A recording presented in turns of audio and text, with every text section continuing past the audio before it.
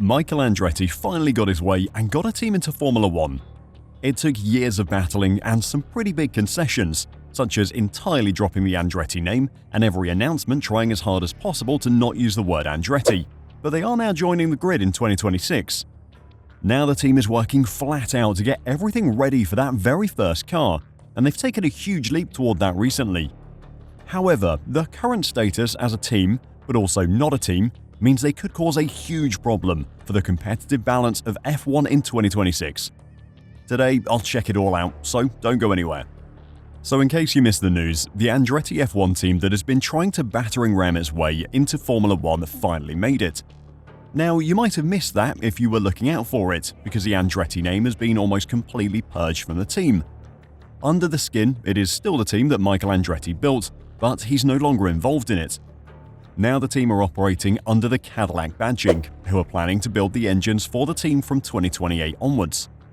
Greg Maffei, president and CEO of F1 commercial rights holder Liberty Media, said, "With Formula One's continued growth plans in the US, we have always believed that welcoming an impressive US brand like GM Cadillac to the grid and GM as a future power unit supplier could bring additional value and interest to the sport.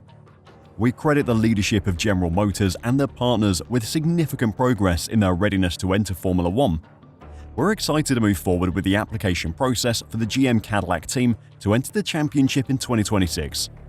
As I said, no mention of Andretti whatsoever, but that's the reason F1 has allowed them on the grid. F1's issue with the Andretti entry was that they thought that the Andretti name didn't offer anything to Formula One. The sport is in a much stronger state than it was when Haas joined the grid. Haas, as an outfit, are very similar to Andretti, or what would have been Andretti, in that they're a team run by an American motorsport enthusiast with enough money to fund an F1 team. However, since Haas joined, Formula One has surged in popularity and has found financial stability and isn't desperate for teams anymore. So any new team needed to offer something, and unfortunately for Andretti, the name doesn't have the global appeal that the sport wanted. Cadillac does though. With Andretti stepping away from the team for personal reasons, the power balance within the team shifted. The new team will be a joint effort between GM and TWG, with Dan Torres, the new owner of the US team Andretti Global, and TWG's Mark Walter as the other key investors. With the team's entry almost confirmed for 2026, the hard work now has to begin. The team will be making their own engines from 2028 onwards, but until then they need to buy someone else's. It has now been confirmed that Ferrari will supply engines to the new Cadillac team. The move means Ferrari will continue to have two customer teams in 2026, despite losing Sauber as it becomes the Audi factory entry. Ferrari team principal Frederic Vasseur said, "It's great to see the commitment of another American team, backed by one of the most highly respected marquees in the motor industry, at a time when Formula One is increasing in popularity in the United States. We are delighted, therefore, that we'll be supplying the team with our power unit and gearbox as the basis of this technical collaboration." Vasseur said that having two customers brings benefits in terms of technical development within Ferrari. The new engine is just part of the problem for Cadillac though. They've been slowly appointing staff over the past couple of years, but they're still well short of having enough to run an entire F1 team. The Silverstone base, which is where they'll run their race operations from, went on a recruitment drive just before the team were announced, but the team have a lot more recruiting to do yet. That has now started in their senior positions. To pair up with their new engine, they've appointed a chief operating officer with some serious experience in the engine department. Rob White will take on that role and is well known for his lengthy tenure at Renault, where he acted as engine technical director and then subsequently deputy managing director of the manufacturer's engine operations from 2004 until 2016. He helped play a part in the French brand's title success with its own factory team in 2005 and 2006, plus the glory years with Red Bull as it captured F1 championship doubles from 2010 until 2013. Rob was a casualty to the madness that has been happening at Alpine over the past few years, but will be a great asset to the Andretti team. Cadillac have also made the massive signing of their team principal. Former Manor Formula One boss Graham Loden will be the team principal of the new Cadillac team for its expected debut in 2026. The 59-year-old has been instrumental in helping set up the project, and his appointment as team principal was probably confirmed behind the scenes long ago. Loudon ran the Manor team in F1 through various guises, from its entry as Virgin in 2010 and then through the Mauritia years until 2015.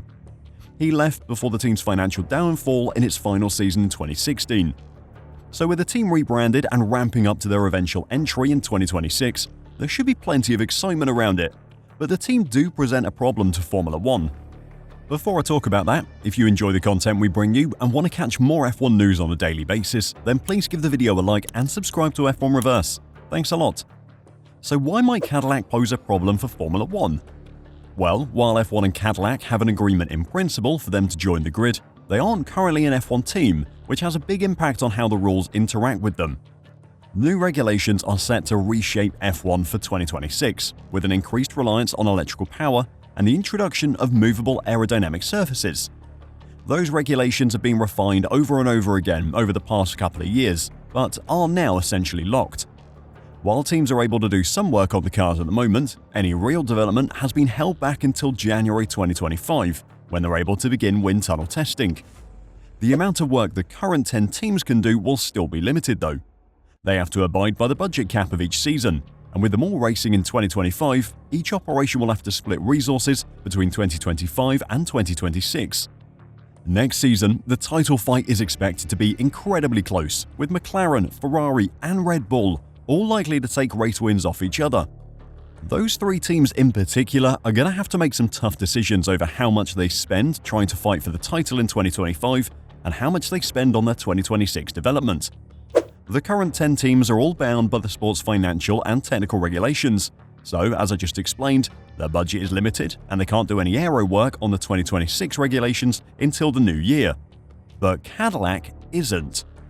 As things stand, they are not an F1 team and therefore don't have to abide by the sport's rules. Due to that, they've been able to do wind tunnel testing and chassis design work for months already, and they've been doing it with absolutely no financial constraints.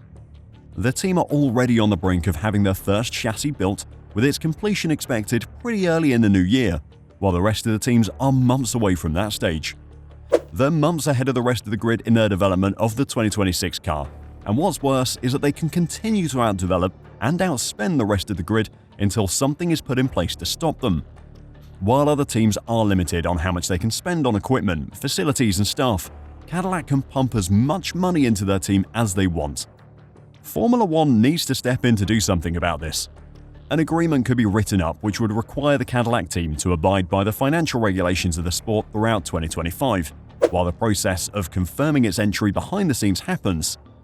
They've already gained a significant advantage with their work up until now, but any further advantage could be curtailed.